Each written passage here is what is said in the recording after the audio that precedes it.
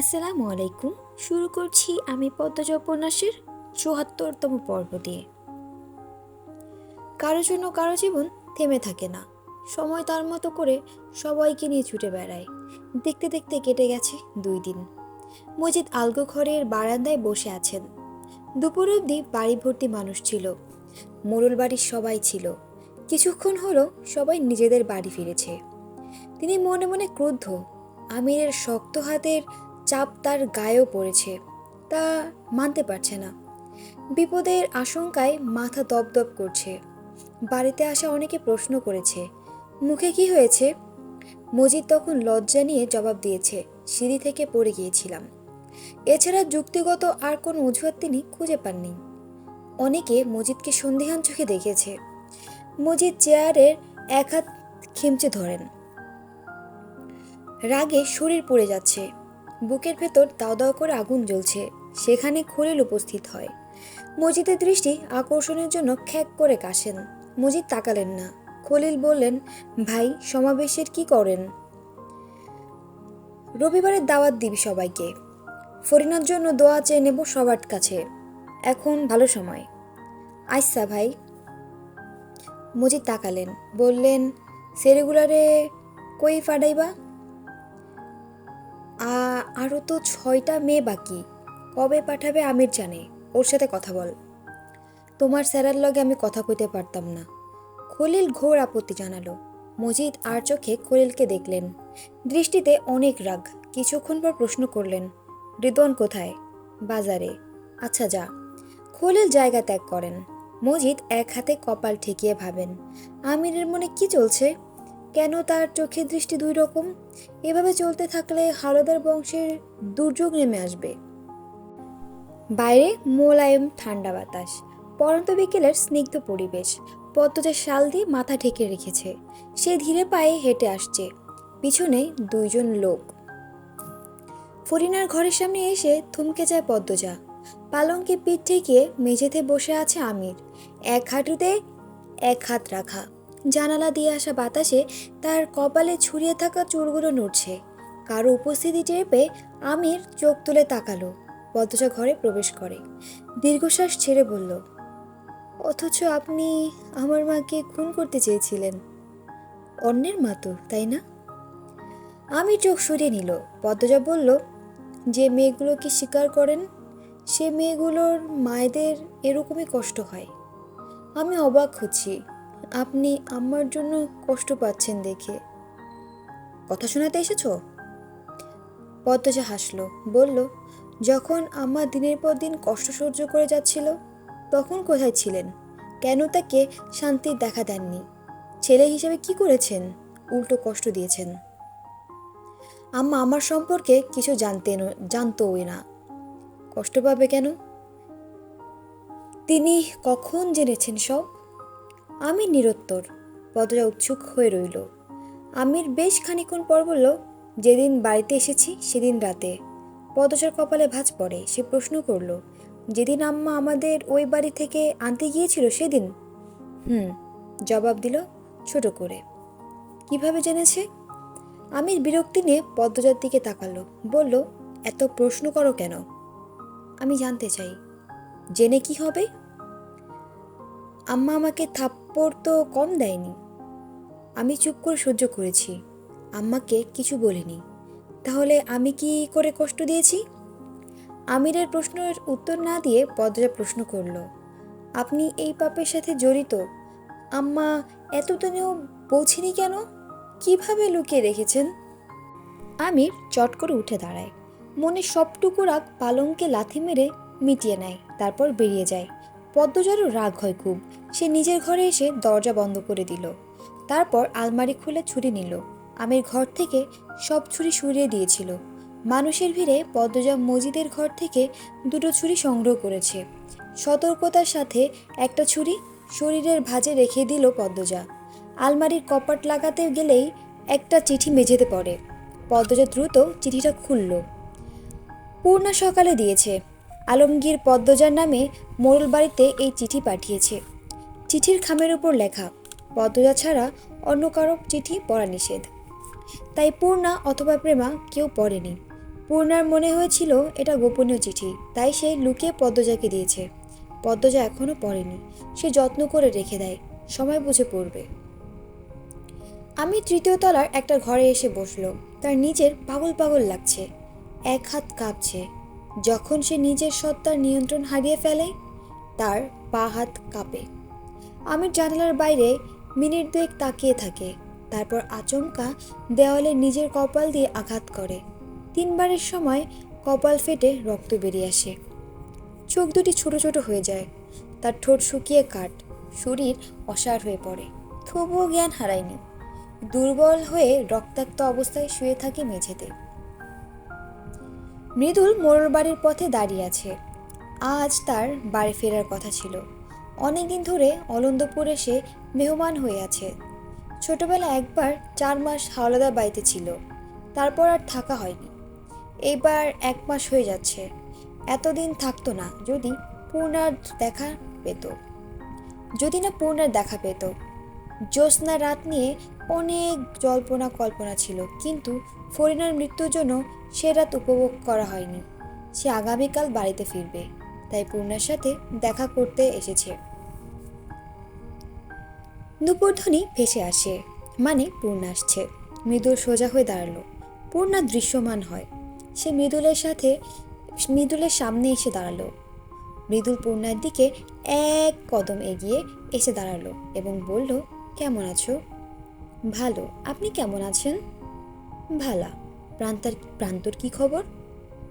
কুড়াল বানাচ্ছে, ওর কামই এমন। পূর্ণা হাসলো। মৃদুল বলল, চলো নদীর দিকে হাঁটি। চলুন। দুজন মাদিনী নদীর পাশে এসে দাঁড়ায়। 2 দিকে গাছপালা, দুজনের মাঝে 2 হাত দূরত্ব। মৃদুল এক টুকরো পাথর নদীর পানিতে ফেলে দিল। পাথরটি পানিতে 2-3 বার ব্যাঙের মতো লাফ দিয়ে ডুবে যায়। পূর্ণা হাসলো, বলল, আমি ওই রকম পারি। মৃদুল একটা পাথর পূর্ণার হাতে দিয়ে বলল, কইরা দেখাও। পূর্ণা করে দেখালো, তারপর বলল, চাপা মারি না আমি। মৃদুল শুধু হাসলো, কিছু বলল না। পূর্ণা অপেক্ষা করছে মৃদুল কি বলবে শোনার জন্য। অনেকটা সময় কেটে যায়। মৃদুল পূর্ণার দিকে ঘুরে দাঁড়ায়, 2 পা এগিয়ে আসে।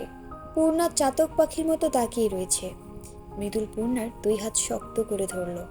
পূর্ণা আনন্দে আত্মহারা হয়ে পড়ে।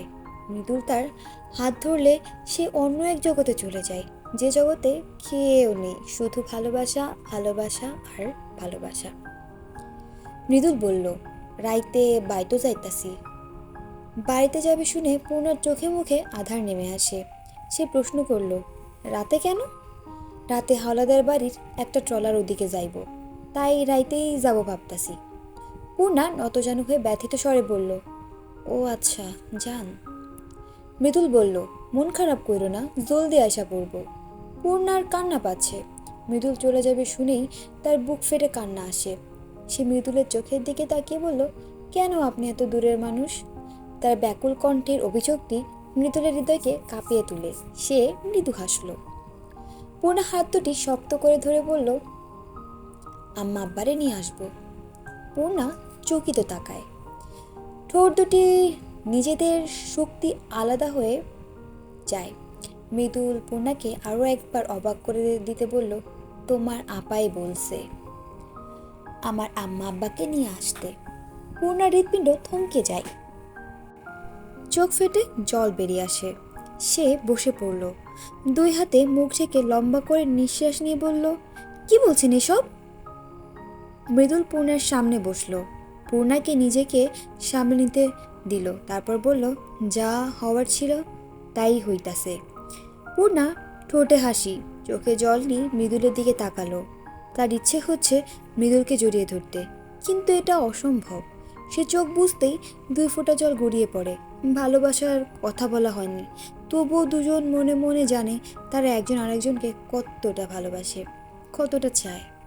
মৃদুল বলল, সন্ধ্যা হইয়া যাইতাছে, এখন বাড়িতে যাও, আমি সন্ধ্যার পরে খাওয়া দাওয়া কইরা রওনা দেব। পূর্ণা কি বলবে খুঁজে পাচ্ছে না। এটা সে কি শুনলো? সে ধীরে কণ্ঠে বলল, সাবধানে যাবেন আর সাবধানে আসবেন। মৃদুল পূর্ণার চোখে চোখ রেখে মাথা নাড়ল। সন্ধ্যার পূর্বে সন্ধ্যার পূর্ব মুহূর্তের আলোয় পূর্ণাকে তার অপসরই মনে হচ্ছে। চোখের ঘন পাপড়িগুলো চোখের জলে ভিজে আরো ঘন কালো হয়ে উঠেছে। পূর্ণা মৃদুলের দিকে তাকানো দেখে লজ্জা পেল। বলল, কালো মানুষকে এভাবে দেখার কি আছে? মৃদুল চমৎকার করে বলল, তুমি যদি আমার চোখ দিয়া নিজেকে দেখতে পারতা, বুঝতে পারতা তুমি ঠিক কতটা সুন্দর। কথাটি পূর্ণার হৃদয় নাড়িয়ে দেয়। শুটিং চলছে আসহাব নামে একজন ব্যারিস্টারের বাড়ির পুকুরঘাটে। আসহাব চৌধুরী পরিচালক আনোয়ারের ঘনিষ্ঠ বন্ধু।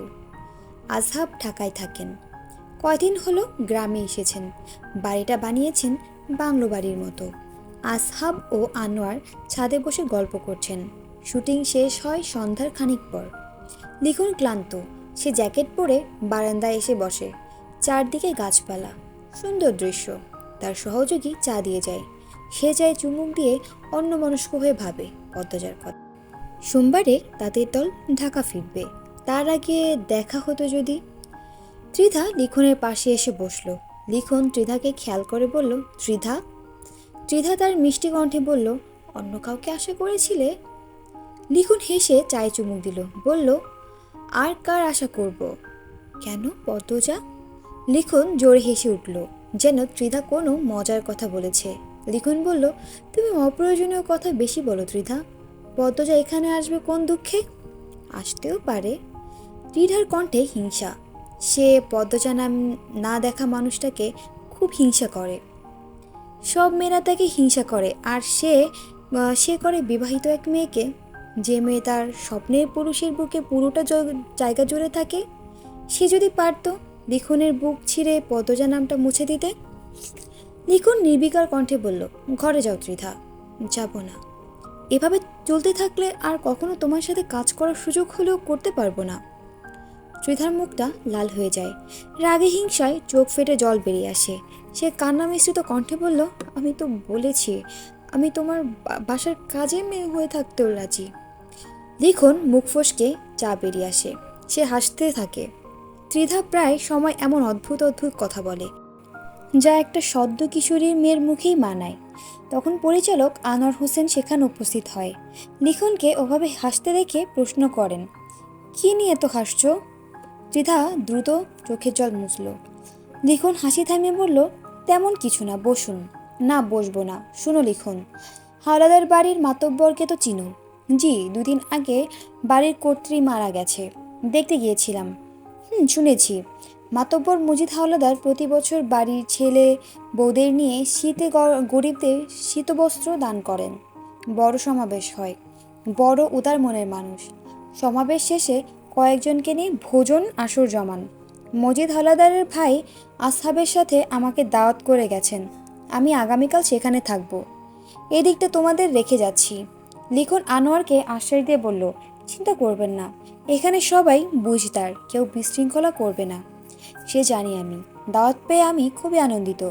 মজিদ হাওলাদারের অনেক সুনাম শুনেছি, এবার স্বচক্ষে দেখতে পারবো। খুব ভালো লাগছে। জি, তিনি খুব ভালো মনের মানুষ। আমি একবার ছিলাম ওনার বাড়িতে। পরিবারের সবাই খুব ভালো। আনোয়ার হোসেন হাওলাদার বাড়ি সম্পর্কিত আরও কিছু কথা বললেন, তারপর চলে যান। ত্রিধা লিখনকে প্রশ্ন করল, তাহলে পদ্মজাও আসবে? আসবে বোধ হয়। ত্রিধার মুখটা ফ্যাকাশে হয়ে যায়। পদ্মজা নাম উঠলেই তার খারাপ লাগে, তবুও সে এই নামই তোলে। সে অভিমানী স্বরে বলল, তুমি যাবে? যাব ভাবছি। আমিও যাব। সেই ভাগ্যবতী মেয়েটাকে দেখতে চাই।